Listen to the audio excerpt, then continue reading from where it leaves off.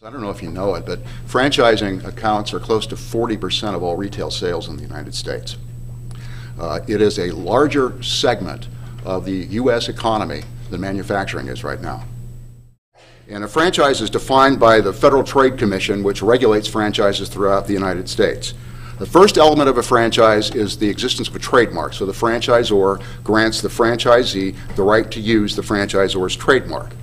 Then the franchisor promises to provide substantial assistance to the franchisee in the operation of the franchisee's business, or the franchisor reserves the right to exercise substantial control over how the franchisee operates the business. So we've got the name, assistance or control, and finally, the real reason franchisors do it is they collect a fee. Franchising is regulated by two types of laws: franchise sales laws and franchise relationship laws. Franchise relationship laws deal with what happens during the term of the relationship, or whether a franchisor can lawfully terminate or refuse to renew or refuse to permit a transfer of the franchisee's business. I'm not going to talk about those types of laws today, but they are significant. What I am going to talk about is franchise sales laws, and those laws regulate how, when, and whether a franchisor may offer or sell franchises. The FTC, the Federal Trade Commission, adopted a franchising trade regulation rule in 1979, and it applies to the offer and sale of all franchises that are going to be located within the United States. So if you're going to offer or sell a franchise, it meets that definition, then you have to comply with this FTC rule if you're a franchisor, and you receive the benefits of it if you're a franchisee or a prospective franchisee. The FTC rule requires that an FDD, a franchise disclosure document, which I'll describe in a minute, be given to a prospective franchisee at least 14 days before the franchisee signs any agreement relating to the acquisition of the franchise, or before the franchisee pays any fee to the franchisor or an affiliate that is related to the acquisition of the franchise. The franchisee also must be given a copy of the completed franchise agreement that the franchisor wants the franchisee to execute at least 7 calendar days before the transaction is concluded. What is an FDD? An FDD is a form of disclosure document which is designed to satisfy disclosure requirements of the FTC rule and state law. It's going to describe the background of the franchisor, its parents and affiliates, the people who run the franchise. It will contain information about litigation between the franchisor and its franchisees over the last 10 years, bankruptcy history of the franchisor and people involved in it over the last 10 years, a description of the initial fees that the franchisor will charge, a description of all ongoing fees that the franchisor will charge to the franchisee, an estimate of what the initial investment is to get the business off the ground. This is usually during the first 90 days of operation of the franchise. Whether the franchisor imposes any restrictions on sources of supply that the franchisee uses, that must be disclosed. There's also a discussion of any financing the franchisor might offer, an extensive discussion of the franchisor's assistance, training, advertising, site selection assistance, manuals, etc. Territory. Does the franchisee receive a protected territory? Protected from what? What's the size of it? Can the franchisor sell over the internet or through a different channel of distribution? All of those questions are answered in this item 12. We also have a description of whether the franchisor owns a trademark registration or a patent. Must the franchisee participate in the actual ongoing operation of the business, or can the franchisee or the owner of the franchisee hire a manager to do it? Or is the franchisee restricted in what it may sell? That will be disclosed in item 16. Item 17 is a summary of issues relating to renewal, termination, transfer, and dispute resolution. If there's a public figure involved in the franchise, then that must be disclosed, his relationship, how much he gets paid. If the franchisor is going to make any statement about prospective or historical sales, profits, or earnings of the franchise, that has to be in the FDD. A franchisor may not tell you how much you might make as a franchisee or how much the franchisor has made in individual units that it operates unless it's in that item 19 of the FDD.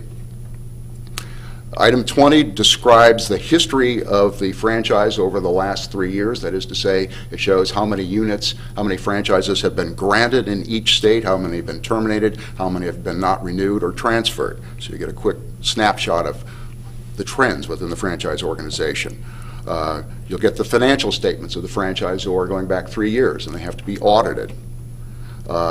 Copies of all contracts, form contracts the franchisee is expected to sign, must be included in this FDD. And of course, there's a receipt that the franchisor must collect as evidence that he's actually complied with the disclosure obligation. The FDD must be updated at least once a year within 120 days of the franchisor's fiscal year end, and if there's a material change that occurs in any of the information that is required to be disclosed, that FDD must be updated with that material change information within 30 days after the end of the franchisor's quarter. There are some exemptions from the franchise law, and I'm not going to spend a lot of time on them. One is if the franchisee is investing $1 million or more in the business. The second is if the franchisee has a net worth of $5 million and has been in business at least for 5 years. A third one is if the franchisee is an officer or manager or owner of the franchisor and meets certain other requirements. The FTC is just the federal regulation of franchising. We also have state regulation. And in states, there are franchise registration and disclosure laws. There are also business opportunity laws that regulate some franchise sales, little FTC acts that provide remedies for violations of the FTC rule, and of course, in every jurisdiction, including the District of Columbia, if somebody engages in fraud or misrepresentation, a franchisee who's damaged by that can assert a claim. I'm going to talk about just the franchise registration and disclosure laws. DC has none, but Maryland and Virginia each do. In order to comply with the franchise registration laws, the franchisor has to file an application and submit basically its entire FDD, all of its agreements, its financial statements, a list of all of the franchisees that it has, essentially, and these are reviewed by an examiner. The examiners look at the FDD and the agreements to see if they comply with the FDD disclosure requirements and with the state relationship laws. You know, if the provisions relating to termination or non-renewal, for example, that are in the contract violate state law, they can require a change to be made to the documents. They'll look at the franchisor's financial statement. And if the franchisor looks as if its financial position is such that it can't fulfill its obligations to franchisees, then it can require an escrow of initial fees, an impound, or if the franchisor has a negative net worth, it may just deny the right to offer franchises altogether. They'll also look at the litigation history of the franchisor to determine whether that presents an unreasonable risk to prospective franchisees. Well, these filings in the states have to be made before a franchisor makes an offer of a franchise to a resident of the state or to somebody who's going to operate the franchise in the state. I would suggest, if you're interested in this and want to know what an FDD is and see how different franchisors are complying with these laws, take a look at some of these sites, and you can actually see online at no cost copies of the FDDs of various franchise organizations. Well, how can you protect yourself? First, use an experienced professional, somebody who's been through this several times, so that they can give you advice and help you understand what's important and what isn't. Two, whether you're a franchisor or whether you're a prospective franchisee, you need to read the franchise documents carefully and make sure that you understand them. Finally, obtain references for the franchisor and for any professionals that you're going to use. Make sure that they are actually franchise professionals and they do this for a living, not that they happen to eat at McDonald's once. Trust your instincts. If it doesn't feel right, don't do it. And also, if you're considering buying a franchise from one particular company in an industry, get FDDs and similar information from the competitors. Find out what they think about the purchase you're going to make.